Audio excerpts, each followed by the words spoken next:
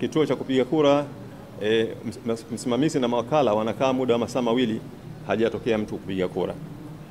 Sasa muktasari wa taarifa yetu unaeleza kama ifuatavyo. Namba moja, zoezi la kuhesabu kura katika vituo vingi halikufanyika kabisa. Na mbili, mawakala hawakupewa nakala ya majumuisho ya vituo. Na tatu, nakala ya majumuisho haikubandikwa nje ya kituo. Na nne, nyaraka za majumuisho ya vituo hazikujumuishwa kabisa katika kata. Na tano, majumuisho ya kata hayakufanyika kabisa katika jimbo. Na sita, sehemu nyingi wa Tanzania wengi hawakupiga kura kabisa kutokana na sababu mbalimbali. Hali hiyo imeripotiwa kutokea sehemu zote za Tanganyika. Kwa muktadha huo, haiwezekani kupata rais, mbunge na diwani kwa hesabu ya kura za wananchi. Ndugu wanahabari, nasaha zetu ni hizi zifuatazo katika ile hali ya uchaguzi ambao ulioendelea. Pamoja na waangalizi wa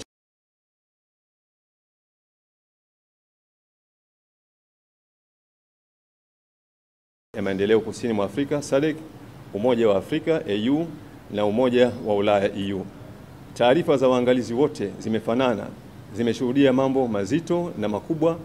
Miongoni mwa hayo ni haya yafuatayo: moja, kukandamizwa haki za wapiga kura; mbili, uchaguzi usiofuata sheria; tatu, mauaji ya raia wasiokuwa na hatia; nne, matokeo ya kupikwa kwa maana ya wizi wa kura.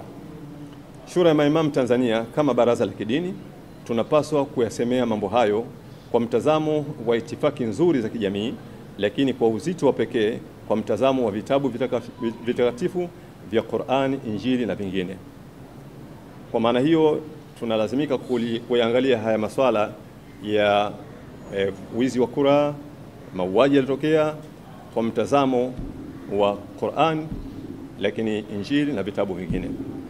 Tunatazama haya mambo kwa mtazamo wa kidini kwa sababu ni muhimu zaidi katika dini.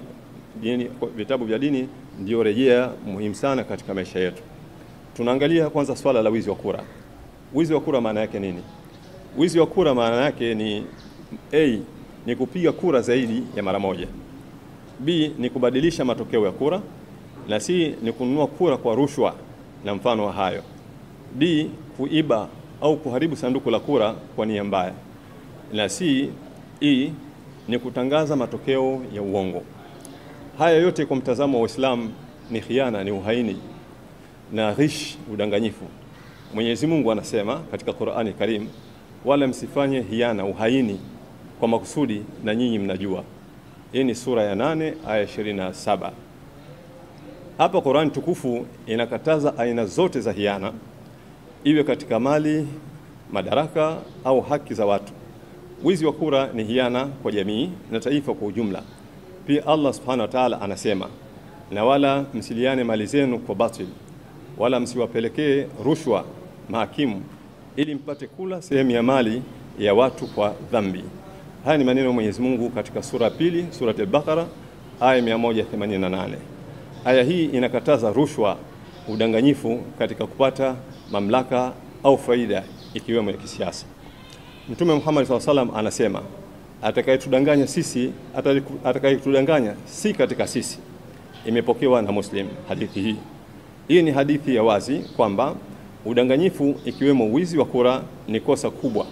Miongoni mwa madhara ya wizi wa kura, miongoni mwa madhara ya wizi ukiwemo wizi wa kura kwa mujibu wa Uislamu ni haya yafuatayo: moja, ni kuvunja amana, uaminifu ambao ni nguzo muhimu ya jamii bora yenye hatua ya maendeleo; mbili, kuharibu uadilifu ambao ni msingi wa utawala bora; tatu, kuleta fitna na chuki miongoni mwa watu; nne, kuleta au kuimarisha tabaka la viongozi madhalim wasiokuwa na ridhaa ya wananchi, jambo ambalo ni kinyume na mtazamo wa Kiislamu.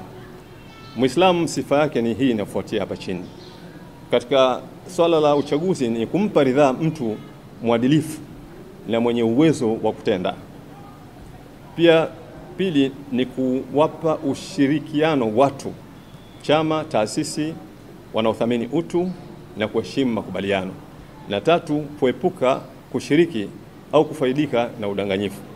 4, kusimama katika haki hata kama ni dhidi ya ndugu yako au chama chako. Allah subhanahu wa ta'ala anasema, enyi mlioamini, kuweni wasimamizi madhubuti kwa ajili ya Allah, mkitoa ushahidi kwa uadilifu, wala kuchukiana na watu kusiwapelekee kutofanya uadilifu. Hii ni aya ya 8 katika sura Al-Maida, sura ya 5. Wizi wa kura ni dhambi kubwa katika Uislamu. Ni kitendo cha uhaini, udanganyifu na dhulma dhidi ya watu na taifa kwa ujumla. Muislamu anatakiwa kuwa mkweli, mwadilifu na mtetezi wa haki za binadamu zinapovunjwa na mtu yoyote yule. Tunazungumzia swala la mauaji katika Uislamu. Tulikuwa tunazungumzia swala la kura. Tumerejea Qur'an, tumerejea na hadithi za Mtume wetu Muhammad sallallahu alaihi wasallam. Tunaangalia mauaji katika Uislamu unasemaje. Kumuua mtu asiye na hatia ni jambo linalochukuliwa kwa uzito mkubwa sana katika Uislamu. Qur'ani na hadithi za Mtume Muhammad sallallahu alaihi wasallam zimeweka wazi kwamba maisha ya mwanadamu ni matakatifu na hakuna mtu mwenye haki ya kuyatoa bila sababu halali za kisheria. Mwenyezi Mungu Subhanahu wa Ta'ala anasema, kwa sababu hiyo tuliwaandikia wana wa Israeli ya kwamba anayemuua mtu bila mtu huyo kuwa amemuua mtu mwingine au kufanya uharibifu katika nchi ni kama ameua watu wote, na mwenye kumuokoa mtu na mauti ni kama ameokoa watu wote. Hii ni aya ya 32 katika sura 5 sura Al-Maida. Aya hii inaonyesha ukubwa wa dhambi ya kumuua mtu asiye na hatia. Mwenyezi Mungu anasema ukifanya hivyo ni sawa na kuangamiza ubinadamu wote. Allah Subhanahu wa Ta'ala pia anasema, wala msiue nafsi ile ambayo Mwenyezi Mungu amekataza isiuawe isipokuwa kwa haki, na aliyeuliwa kwa dhulma tumempa mrithi wake mamlaka, lakini asipite mipaka katika kuua. Hakika yeye yuko katika msaada. Sura 17 aya 33. Aya hii inasisitiza kwamba mauaji ni haramu isipokuwa kwa sababu za haki kama zilivyowekwa na sharia, mfano adhabu ya kifo kwa muuaji. Mtume sallallahu alaihi wasallam anasema, kuangamia kwa dunia nzima ni jambo dogo mbele ya Mwenyezi Mungu kuliko kumwaga damu bila ya haki. Hii ni hadithi inapatikana katika Sahih Bukhari, hadithi ya 6868. Mtume sallallahu alaihi wasallam pia anasema, muumini atabaki katika wigo wa dini yake isipokuwa pale tu atakapomwaga damu bila ya haki. Hii nayo ni hadithi ya 3987. Hii inaonyesha damu ya mtu ni jambo tukufu sana. Kumuua asiye na hatia kuna haribu imani ya mtu na kunahesabika miongoni mwa madhambi makubwa zaidi. Mtazamo wa Kiislamu unajadidisha kuwa uhai ni haki ya Mwenyezi Mungu. Mwanadamu si mwenye mamlaka ya kutoa au kuondoa uhai bila idhini yake. Mauaji yasiyo ya haki ni miongoni mwa madhambi 7 makubwa yaliyotajwa na Mtume Muhammad sallallahu alaihi wasallam katika hadithi ya 2766. Katika Uislamu, damu ya mwanadamu, iwe Muislamu au asiye Muislamu, anaishi kwa amani, inalindwa katika Uislamu. Mtume sallallahu alaihi wasallam anasema, atakayemuua mtu aliye chini ya ulinzi, mtu huyo hata isikia harufu ya pepo. Sahih Bukhari, hadithi ya 3166. Kumuua mtu asiye na hatia ni dhambi kubwa mno katika Uislamu. Ni kuvunja moja ya haki kuu alizopewa mwanadamu na Mwenyezi Mungu, haki ya uhai.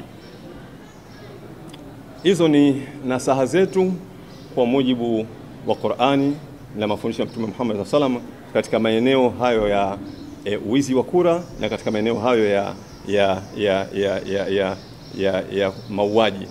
Tamko letu katika sherehe za kuapishwa Rais Samia Suluhu Hassan tarehe 3 mwezi 11 2025 amekiri kutokea mauaji ya raia katika uchaguzi mkuu wa Tanzania mwaka huu. Viongozi wa kanisa Tanzania wamekiri kufanyika mauaji hayo. Waislamu wenye macho, ulul albab Tanzania pia wamekiri kufanyika mauaji hayo.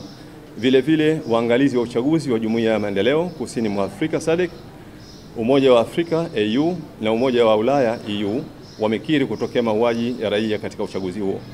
Kwa mujibu wa sheria za Tanzania na sheria za kimataifa, waliouliwa ni watu wasiokuwa na hatia, innocent, mpaka pale mahakama itakapothibitisha makosa yao. Kwa muktadha huo, moja, tunalaani vikali mauaji ya watu wasio na hatia waliouliwa katika uchaguzi mkuu 2025. Mbili, kwa huzuni kubwa tunatoa rambirambi kwa familia na ndugu wote wa raia na wengine waliopoteza maisha katika mashambulizi na ukatili uliofanyika katika kipindi cha uchaguzi. Tatu, tunasimama kwa mshikamano na ndugu wa marehemu katika kipindi hiki cha majonzi makubwa. Nne, mioyo yetu imejaa huzuni lakini pia imesheheni matumaini makubwa kwamba haki, amani, utu na ubinadamu vitarejea Tanzania. Tano, tunalani uharibifu wa mali za raia wasiokuwa na hatia katika uchaguzi huo. Sita, zoezi la kuhesabu kura katika vituo vingi halikufanyika kabisa. Mawakala hawakupewa nakala za majumuisho ya vituo. Nakala ya majumuisho haikubandikwa nje ya kituo. Nyaraka za majumuisho ya vituo hazikujumuishwa kabisa katika kata. Majumuisho ya kata hayakufanyika kabisa katika jimbo. Tunalani ufisadi na ulaghai huo mkubwa uliofanywa na mamlaka za dola katika uchaguzi mkuu wa rais, wa bunge na madiwani Oktoba 29, 2025. Saba, tunashauri viongozi wa dini, viongozi wa stafu wa serikali na taasisi za haki za binadamu waombe kukutanisha serikali ya CCM na wapinzani wake kujadili mustakabali wa taifa. Nane, tunashauri serikali ya CCM itoe haki kwa Watanzania kuandika katiba mpya ya taifa lao. Tisa, kwa sauti kubwa kabisa tunakataa kupongeza uchaguzi mkuu wa rais, wa bunge na madiwani uliofanyika Tanzania mwaka huu. 10, tunamwomba Mwenyezi Mungu abariki taifa letu la Tanzania lifikie katika uhuru, mshikamano na amani ya kweli. Asanteni sana.